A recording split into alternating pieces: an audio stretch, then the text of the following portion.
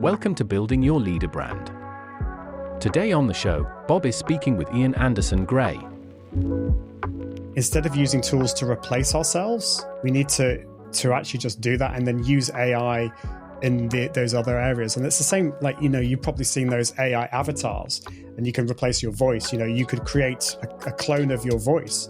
The thing is, if we are business owners who want to work with real people, that's not going to help, because what's going to happen is you're going to meet your client in real life and you're not quite what the avatar is. This is why I think we need to be using AI to help us to become more creative and more human. Hi there, and welcome back to Building Your Leader Brand. And today we're going right back to the beginning. Guest number one, numero uno, is back on the show, Ian Anderson Gray, one of my favorites. Welcome back. Thanks, Bob. Yeah, I can't believe I was the first guest, and now I'm back. I'm excited to see what you're doing here with this podcast and this new direction as well. I think you probably, not only have you been my very first guest, you're probably one of the only people who's been back pretty much every year, and sometimes more than once a year since then. And I think that's a really clear reflection that for me, you've been very helpful in me moving past some of the psychological issues of building a strong leadership brand. It's not easy if you're a shy introvert like me, and I think also you in many ways. And also seeing how you move around our ecosystem and how the world kind of rises up to support you in that is also been a really, really strong role model for me, that in simple terms, nice guys can win. And we could probably speak about that a little bit today. But you're doing some new things. You're really well known as being the confident live video guy. And we're going to be talking about that a little bit today, but we're also going to be talking about a lot of these newfangled gizmos that the kids are talking about. But for the listener who's meeting you for the very first time, can you maybe just tell us a little bit about who you are, where you are, and what it is you're actually focused on right now? Oh, well, how long have you got? I mean, my background, originally I trained as a professional classical singer. So music's been a big part of my life, performing. Even though I'm a shy introvert, getting on stage gives me that buzz.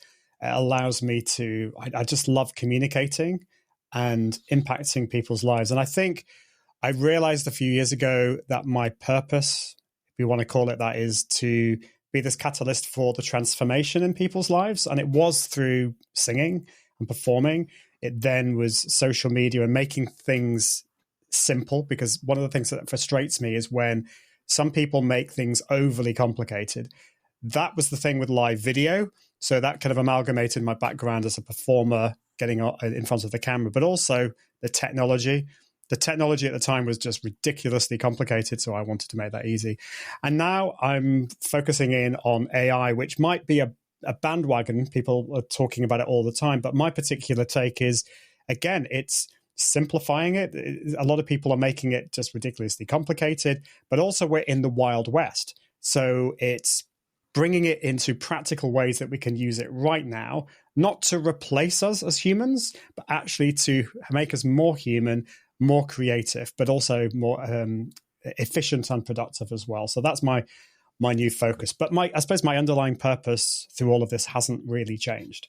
I think AI is one of these things that it can be used badly or it can be used well.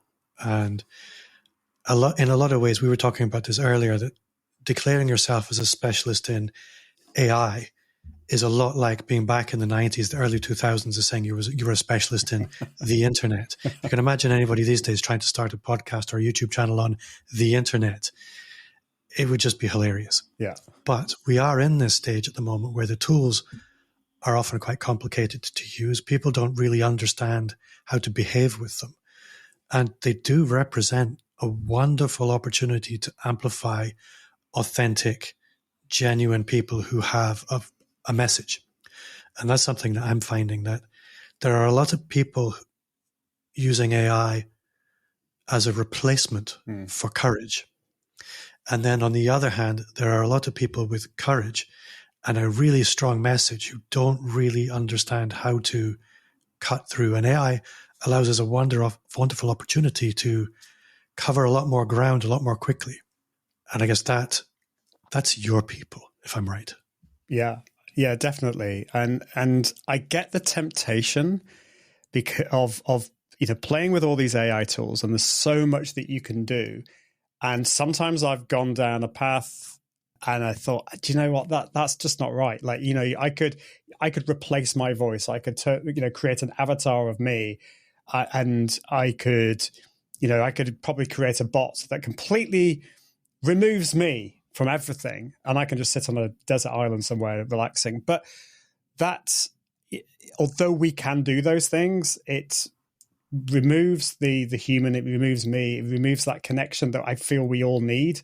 And we could have like a big long conversation about, well, does it matter whether you're having a connection with an AI bot or not?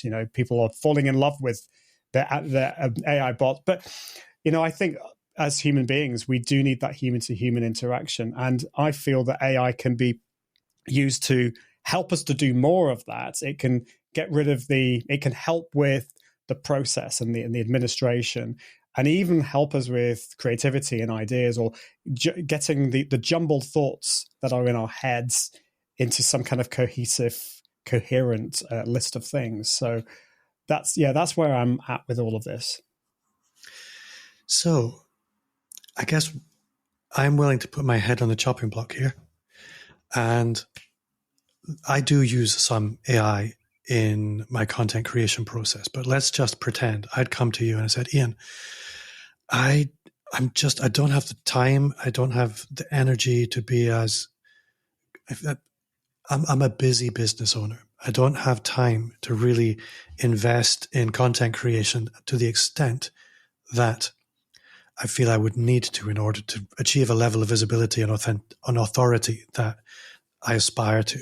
Where are the first places I should be looking in order to work out how to integrate some AI tools in order that I can cover more ground more efficiently, but also remaining authentic?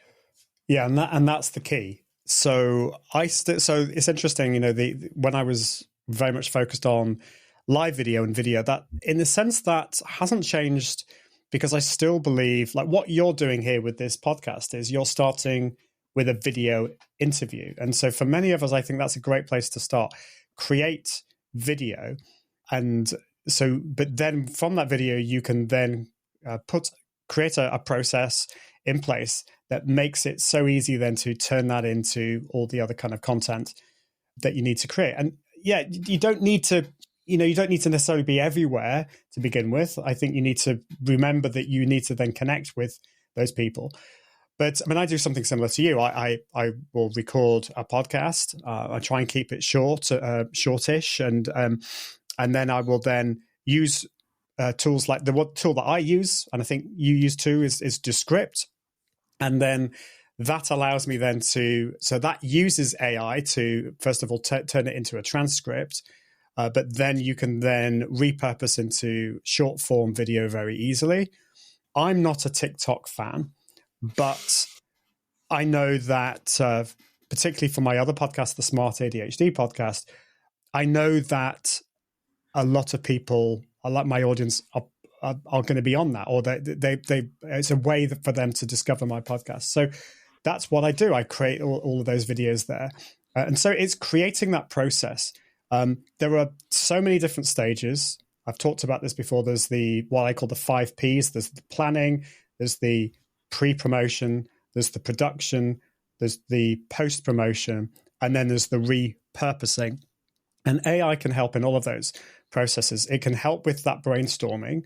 So I use ChatGPT all the time. I use the voice feature a lot.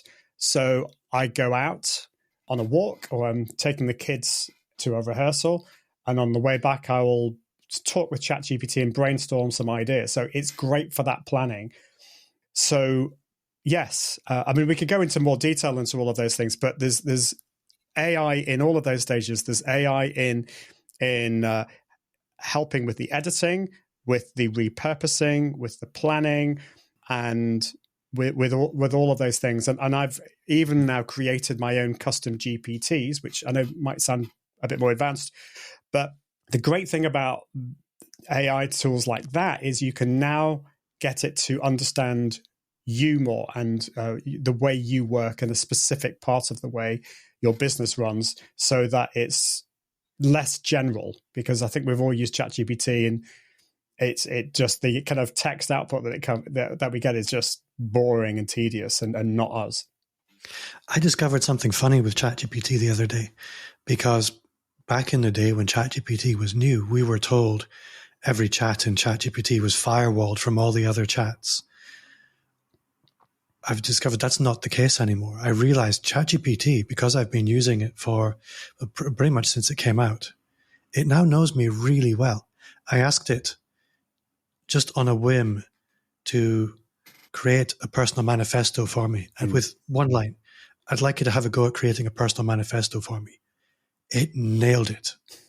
It created a personal mission for me that I thought was wholly aligned with who I am and what I'm for. I was blown away by that. It's becoming really, really powerful. What you described there is, I'm not going to call it a technical process, but there are steps in there that you are going to have to remember. And a lot of business owners in particular, they like to resist prioritizing anything that isn't revenue generating activity. And I think what I like about what you described there is, to pivot back to a Gary Vaynerchuk, I don't know exactly where he said this, but he said every business should be 80% media, 80% whatever they do for money, but they should be 20% media company if they really wanted to thrive. And people struggle with this 20% media company because they don't know what action to take. And what you described there is almost a prescription. Step 1, step 2, step 3. Just do these things using AI tools to enhance your creativity and to enhance your productivity, and allows you to get fulfillment from that 20%, which I think a lot of people historically have struggled with. Because if you ask a business owner to write a blog post or just go out and make a YouTube video, it's not going to happen.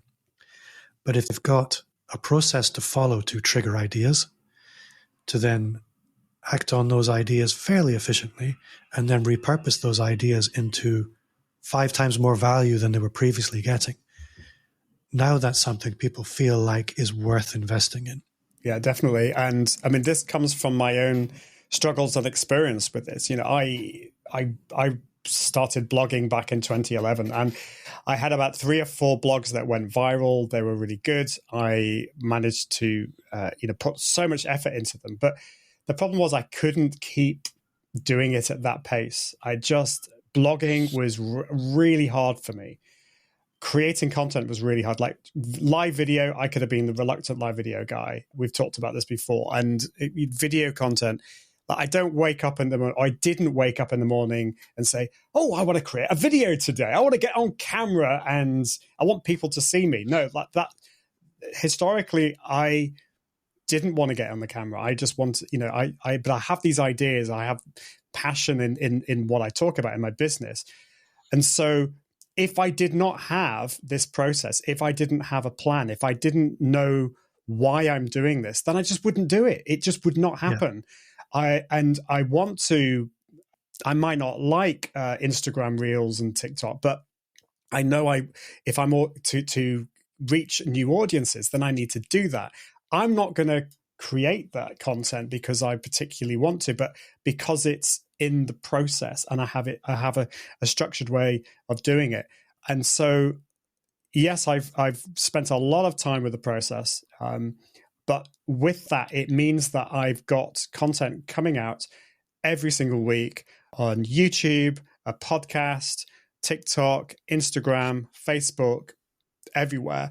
So that, and yes, I mean, there are aspects of it that still take a bit of time, but because of that process, it speeds it up so much more and allows me then to focus on just being me in front of the camera and connecting with my audience and my customers and clients. So what I hope the listener is seeing, and I'm going to amplify this in a moment, is a pathway to simplicity with AI. I think really that's the goal here. And if we take me, for example, I struggle with scripting videos and then executing on a script. I know I can do that. I could generate a script with AI. But what I can do is create a persona for my ideal client, and then I can ask AI, relating to this topic that I have in mind, what are the main pain points people normally have? And then I can create a video about those pain points. So I've reduced an awful lot of friction there. With live streaming, for example, I often struggle because nobody shows up to my live streams. I think everybody can relate. So what do you talk about? Well, you can ask an AI tool to ask you questions. Give me 20 questions I should answer on live stream. You've got some stuff to do now. You've got content you can create and subsequently, as you described there, repurpose. I had a podcast guest, and I'm likely to do this again today, who was very high profile, and I was a bit intimidated. So I told ChatGPT, I'm speaking to this person. They've written these books. What are the questions I should make sure I ask this person on a podcast interview? And I thought, I'm Bob Gentle. I don't need this. But I did it. Those questions were gold. I would never have thought of them. This person thought I was an amazing interviewer. I didn't go through the list. What I want people to take away from all of this is people aren't at any stage of what you're describing or what I'm describing meeting or engaging with an AI tool. They're meeting and engaging us. We're simply using AI to accelerate our creativity and to supplement our administration. That's really powerful.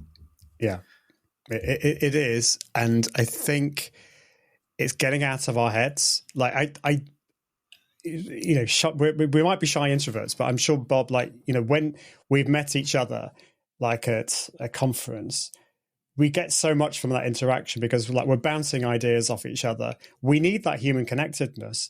And although AI is not a replacement for that, no way. But on a day-to-day basis, I could call you up, Bob, and say, can you just download the stream of consciousness from my brain and make sense of it? That wouldn't be very fair on you. So this is where AI can come into it. I've got all of these ideas. I've got these frustrations in my business. I can talk that through to AI and it can make sense of that. And I've built what are called custom GPT. So these are available in the paid version of ChatGPT.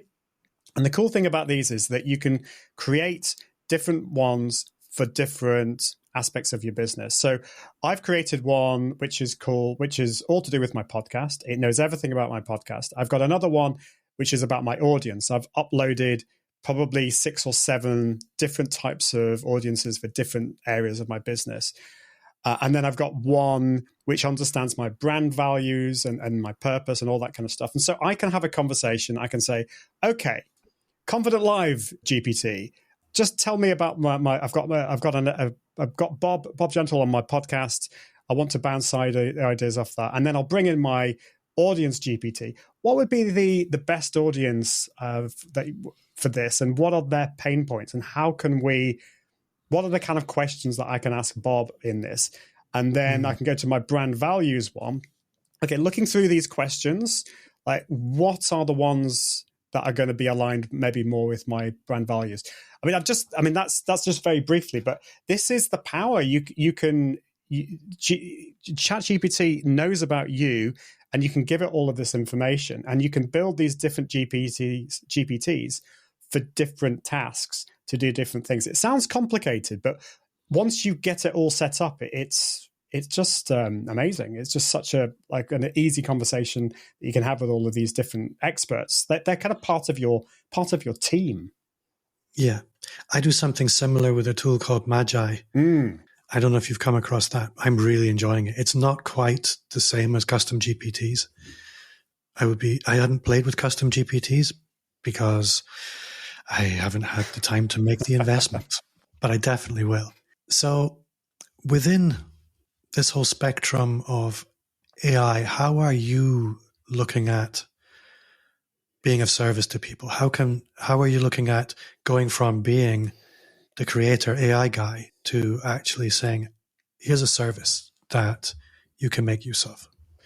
So part of that is there's going to be different areas. One of them is the done for you. So there'll be some people who are listening to what I'm saying and they say, wow, that sounds amazing. I'd love to have that, but I just don't have the time. So it's really for, I'm go into their business and I can set this all up. And the important thing here is that it's a system and a process that understands the way you work. And this could be in that content creation process. So I've spent a huge amount of time building this system that really works, but also using AI in that process.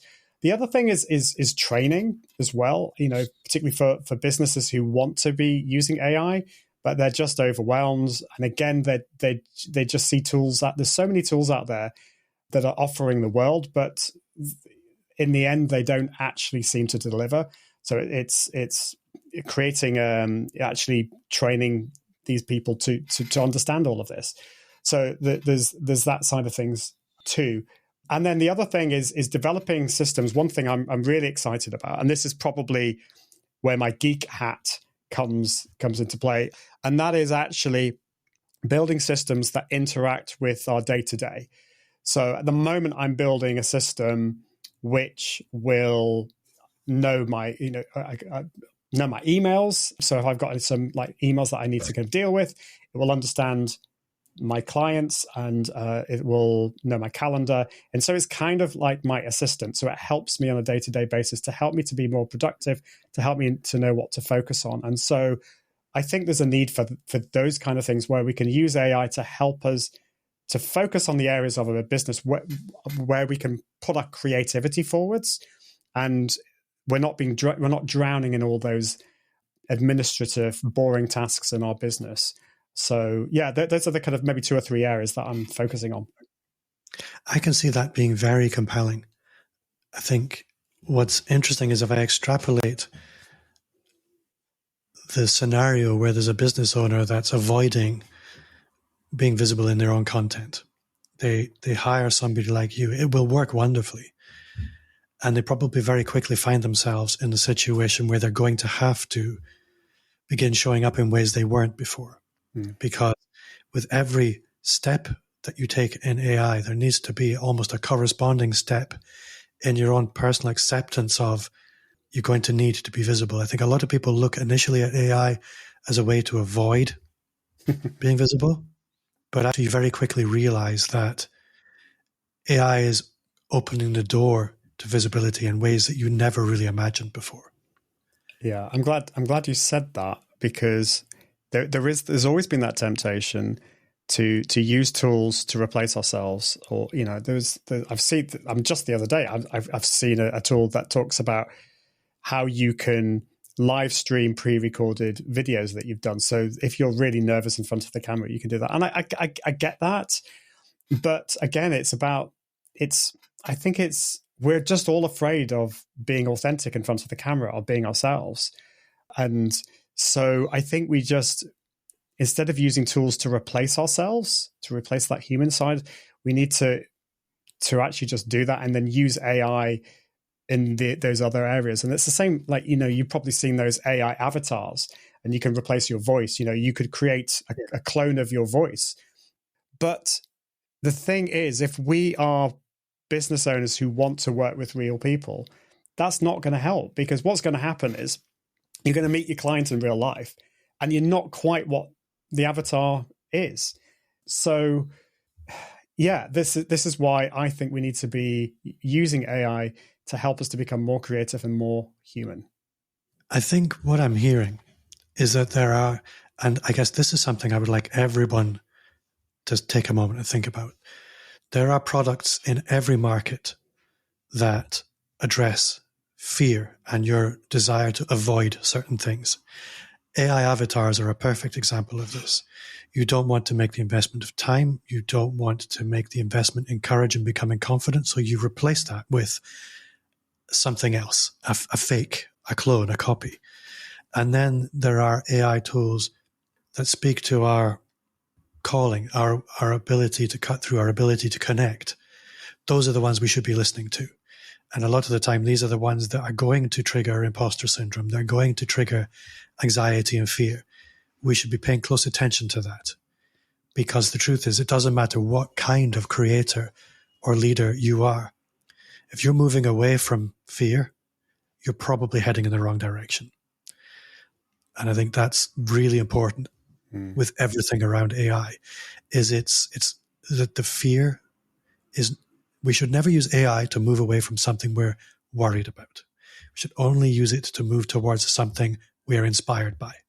I think that's the important thing. That's true. And also, like, it's the other way around as well, because I think let's be honest about it, a lot of people are afraid of AI, so that they're kind of going the other way. They're either using AI to kind of paper over the cracks, or to kind of to avoid the things that they don't want to do, or they are not just doing it at all. Because it's I talk about the two camps. It's either AI is the answer to all our problems, it's exciting, it's amazing, or it's we're all going to die, it's going to take away all our jobs. And I'm not denying there are concerns, and that's not a conversation for today with the ethics and all that kind of stuff. But there are concerns with that.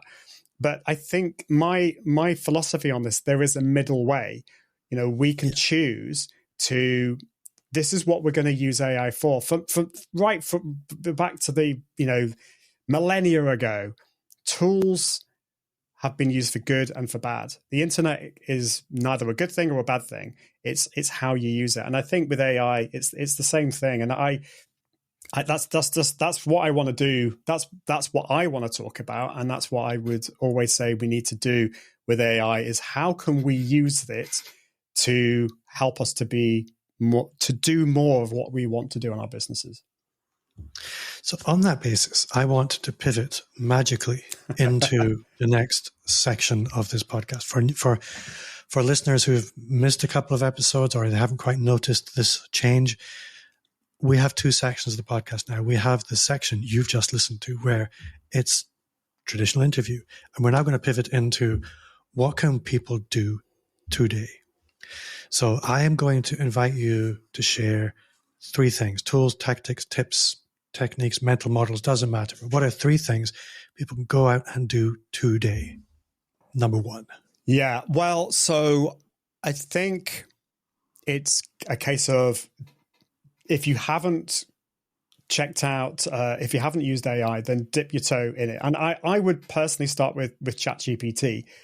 And there are certain parts of that you've alluded to, Bob. There's the fact that now it does remember you, remember parts of it, because particularly with the paid version of ChatGPT, you have memory. It retains that information. So do check out that. Make sure that it's remembering the right things about you. Also check out the custom instructions bit. So in ChatGPT, if you click on the settings, you've got an option to what do you want to know about me, and how do you want to respond? Spend quite a bit of time on that so that it knows exactly all about you, and also start to kind of really think about the prompt that you're putting in. So what I see a lot of people doing is they're treating it like a search engine. So write me a blog post about cheese. Well, it's not going to be a very good blog post. You need to spend time refining that. And in the future, AI will get a lot better at this. But what I would say is it already knows about you, but you need to tell it your audience. And actually, I wouldn't actually ask it to write a blog post. I would ask it to give me some ideas. What's the best structure for a blog post that I want to write about this? Give me some ideas on that. And another thing is you can then ask me any questions that will help you to do a better job in generating this. So it does take a bit of time to get used to it and to do that. This second one, you've already mentioned, and there are so many different tools out there. In terms of large language model AIs, we've got ChatGPT, we've got Claude, we've got Google Gemini. There are other types of tools like Perplexity, which I love, which is like Google search on steroids. But there's a lot, and you can end up paying for all of those. The tool that kind of brings a lot of those together and even integrates with image generation tools is Magi. And that's created by a friend of mine, Dustin Stout, who is amazing. And it's really, when I say it's great for beginners and for people dipping their toes in AI, that kind of does it a disservice, because it's actually a very advanced tool as well. But it's done in a simple way. It gives you access to all of those different tools. It's relatively cost effective. Well, it's particularly if you compare it to paying for each of those tools individually. So Magi is great, and it allows you to dip your toe in all of those worlds. There's also Adobe Express is good if you're interested in generating images, because that they have Adobe Firefly in there, which is great for that image generation as well. There's so many other tools, but I will also just say Descript. I mean, because I think Descript is part of it is probably the most time-saving tool in my whole process. So that allows me it turns all the audio into text. I can then find snippets. I actually use then ChatGPT. I've created my own custom GPT, but you could do this in Magi as well. That will take the transcript from Descript and then will give me a script for what I call my bite-size episode. So I have a 5-minute episode when I distill everything from a previous episode down into 5 minutes. And I've trained this GPT to take the transcript and to split it up into 3-4 sections and to bring out the quotes. That saves me so much time. So yeah, Descript as well. I like that. So those are great and literally very actionable.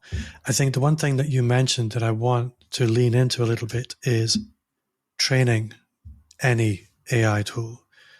We need to think about AI tools like we might treat a junior assistant on their first day of work. They don't really know our business. They don't know us. You'll spend a lot less time training an AI tool to be incredibly helpful than you will an actual human being. But you do need to invest in making sure they understand your standard operating procedures, making sure they understand your core values, and making sure they understand your customers and the services that you offer. If you invest if you invest in an assistant in that way, you'll get great results. And AI is exactly the same. The more you invest in it, the more it will reward you with great work. Yeah. Which the net effect of being amplifying you, which is really what it's all for. Yeah. Yeah. Ian, those are awesome tips. Descript, again, my podcast editor uses that as the first pass in every episode. I'm going to have a little think about how I use it, because I could squeeze a lot more juice from this particular lemon. That's for sure. Yeah. But for now, I am very grateful. I've got a lot to think about. When I go quiet like this and I'm not quite sure how to string 2 words together, it's because my brain is running at 55 miles an hour and I need to slow down and document. I know. There's so many things you could do, but like I think you need to slow down and just one step at a time and just play. That's why a tool like Magi is great. I do also, if I'm allowed, just also Notebook LM is another tool just to check out from Google, because this can help you actually. The reason I know I'm being a bit cheeky just mentioning this, but if you are wanting to learn a lot more about this, then it's great helping you to learn about new stuff. So with Notebook LM, you could create a notebook in there about, I don't know, it could be about AI. It could be about an area of your business that you're wanting to develop. And in there, you just link to blog posts, YouTube videos, and then it will be able to summarize it all. You can ask questions, can even give you this kind of podcast, which kind of just communicates all of that. And it's, I don't know if you played around with that, Bob, but it's pretty amazing. Well, funny story. I have just finished writing a book. Before this call, I just finished doing the last text corrections. And I plugged it into Notebook LM. It's the only time I've used it. I just threw it up, clicked the make a podcast button, and I heard these 2 complete strangers who sounded so articulate talking about it. And I thought, this book sounds really good, making me look at it in ways I'd never have considered before. It was fascinating. Yeah. What an AI took away from that document.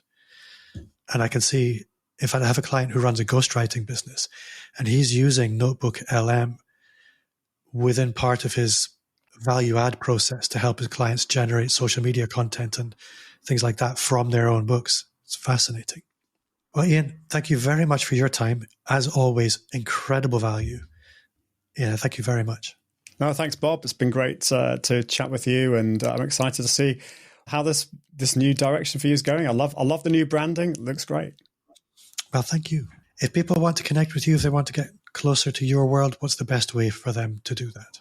Well, I'm on all the socials. So if you just search for my name, Ian Anderson Gray, that's Gray with an A. My website is iag.me. I've got lots of new things coming. I've got the Smart ADHD podcast. I'm launching a new one on AI. So just go to my website, iag.me, and you will see all the latest stuff there. We did talk earlier if you have any resources available for people on AI, and you did mention iag.me/predictably AI. Yes. So if you head there, may or may not be ready. If it's not ready when you're listening to this, there will be an opt-in. So Ian will send you his magical toolbox when it's ready. It probably will be ready when you listen. It will be. Thank you very much, Ian. Thank you at home for listening. That does bring us to the end of another episode. If you did enjoy this episode, and you will love the Personal Brand Business Roadmap. It's 50 pages of everything you need to start, scale, or fix your expert business. 100% free as a gift from me. Just visit amplifyme.agency/roadmap or click the link in the show notes. Again, if you did enjoy this show, 5-star reviews are appreciated wherever you listen to podcasts. That's 5 like the fingers on your hand. And also you can use the thumb on YouTube to give the video a thumbs up and a like, and comments and subscribes and all the rest of it. I think the kids say like and subscribe, don't they, Ian? Something like that. I've heard them say things like smash that like button or smash the subscribe button, which is a bit violent, I think. So you can do it in a nice way. Caress it. That's a whole other thing. Thank you, everybody. See you next time.